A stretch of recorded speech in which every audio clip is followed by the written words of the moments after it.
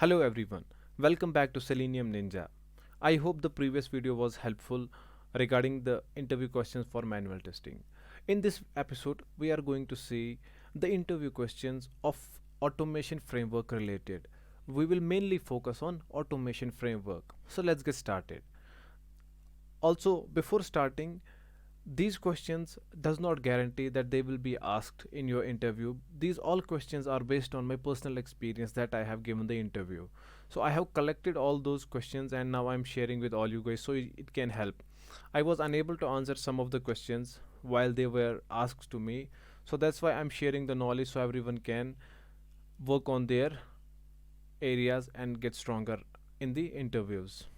The goal is to get better and better. Okay, let's get started. The first question is, why do we use automation framework in test automation?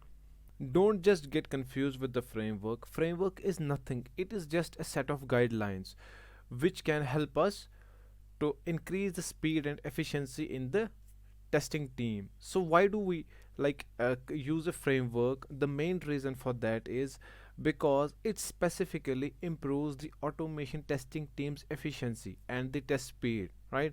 In which two things it helps. It is first is test accuracy. When all the tests are kept inside a single place or inside a single framework, you are aware of all the test cases and it increases the test accuracy, test speed, because once all the tests will be executed, it's just a matter of time. Otherwise, if you have to first verify whether the test cases are located, then to run, then it gets a little bit complicated. Rather, keeping everything at a single place and then executing. The second point will be maintenance. The the maintenance gets easier, right? The maintenance costs are reduced. Why? As you know, when things are put in a single place, it gets easier to identify the things, right? In case of bugs, it gets easier. We can see the report full fledged, and just by watching the reports we can see which test case has failed. So these are the two major things which we achieve while implementing the framework. Now, moving ahead to the second question, what is the purpose of automation framework? Like, now we are going to discuss about some of the objectives that we achieve using the automation framework. Automation framework is not just a single tool in which only one specific language is implemented, right?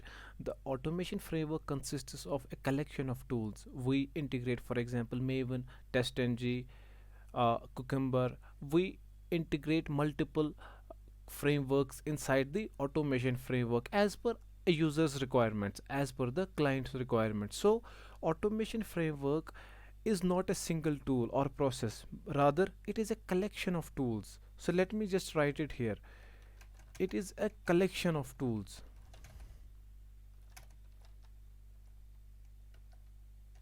that are working together, right? So this will be the one point. What will be the another point? So when we are integrating or a couple of when we are integrating multiple frameworks to work together, it helps us to create reusable entities. It helps us to create reusable methods, class files, so they can be implemented by all other available test scenarios which can implement that. So basically, it helps us in reusability of the code, right? It helps us in reusability of code. Reusability of code. All right, guys. I think these 2 points are sufficient for this question. Moving ahead. Now, this is one of the good questions that I was asked complete a couple of times, like what are the characteristics of a good automation framework, right? So, first point, our framework should be fast, right? Nobody wants to work on the framework that's a little bit slow or some issues are with that. So the first, we are working with the frameworks because we want to increase our speed and accuracy. That's the first point we discussed in the first question, right? So speed and accuracy. So the first point is it should be fast. The second point is reusable. There should be reusability. If we are like creating any method or any class file, it should be implemented by any other test scenario which has a little or some kind of same conditions. For example, there is a login functionality. It is almost the same code. Wherever we want to login functionality like almost has the same code. Like there are username button, password input text box, and then clicking on the button. So the attributes might be different, but wherever possible, it's not only the login functionality. Wherever possible, we should like reuse the old code. In This helps us to keep the framework fast, and like the reusability increases, the code optimization is performed, right? The third point is integrated, because the automation framework is integrated with other frameworks. Like we use Cucumber for reporting, we use Maven for creating a build or creating a project template, we use TestNG for annotations. We can also create like reports using the extent reports, but it's better to like Cucumber also provides some additional features.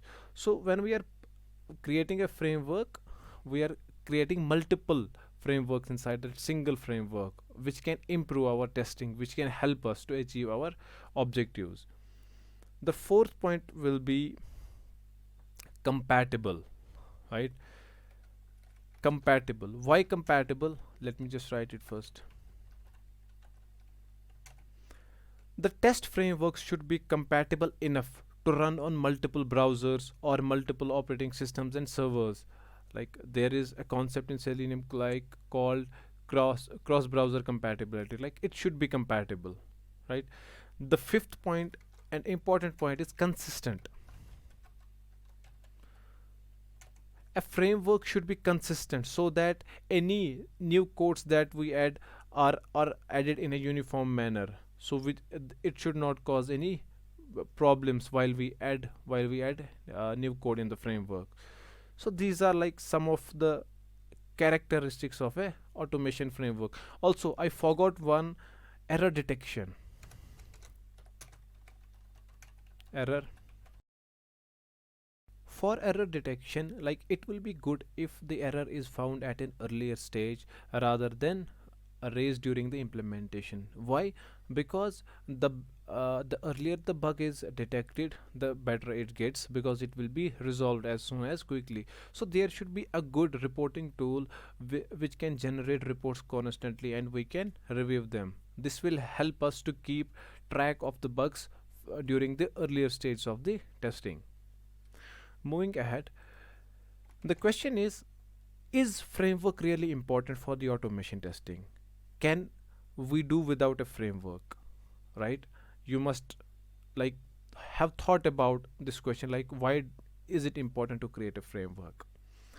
As I said earlier, framework is a set of guidelines. It is not mandatory, right?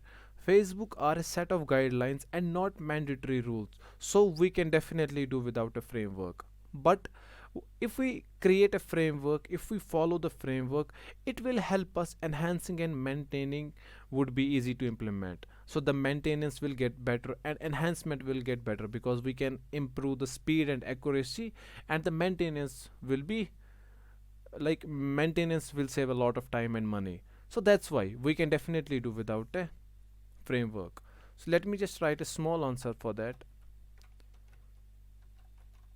Framework is a set of guidelines and not mandatory fields. So we can do without a framework. Alright guys. Another question is, like, this question I was asked couple of times and I failed to answer this honestly. Can you tell me some good coding practices while automation? I definitely went black when this question was asked to me. So then I realized we should add appropriate comments while implementing the code. So it will give us a good idea like what we are implementing. So the first point is adding appropriate comments. This is a very good practice if you follow. The second thing is identify the reusable components and then save them in a separate file so you can use these reusable components. Identify reusable components.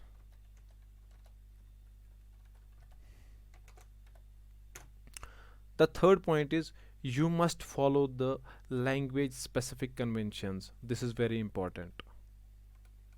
Follow language specific coding conventions. Whichever language you use, Java, Python, Ruby, PHP, you must follow the coding conventions. Like, it's a good practice. It's not something like mandatory, but it definitely gives you a bonus point. It's a good practice. And the last point is your test data. Keep your test data safe. Keep your test data in a separate file so tomorrow you don't need to come again and look for the test data where you placed. So it's a good practice to save your test data in a separate file. Save test data in a separate file. So the last question of this episode is automation testing a black box testing or a white box testing? You must have come through this question. Now the time has come to answer this. So when we talk about black box testing, what we are talking about? We are talking about giving the inputs to the system, to the application, and expecting some output. We don't know what happens inside. So that is basically black box testing, right? You add some input and you expect some output as an expected output. So that's black box testing. In Selenium, what we do, we give the input, we enter the details in the text box, and we expect something out of the text box. So it's black box testing mainly. It is black box testing mainly. But sometimes when we need to access the database details, in that case, like, it is a type of white box testing, but majorly it is a black box testing. So I'll just write it, mostly it is a black box testing. I hope guys this video was helpful. Thank you and stay tuned.